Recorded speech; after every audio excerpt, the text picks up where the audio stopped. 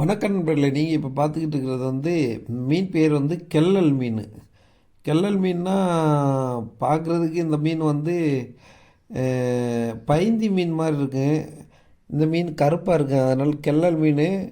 மீன் நல்ல டேஸ்ட்டாக இருக்குங்க. மீன் நல்ல டேஸ்ட்டாக இருக்குது, ஆனால் அதிகமான ரேட் போகுது. மற்ற மீனுங்க பெரிய பெரிய மீனுங்க போகிற ரேட்டு இந்த மீன் போகாது.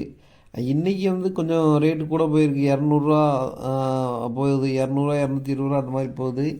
ஆனால் மற்ற நாட்களில் 150 ரூபா கிலோ, 150 ரூபா அந்த மாதிரி தான் போகுது.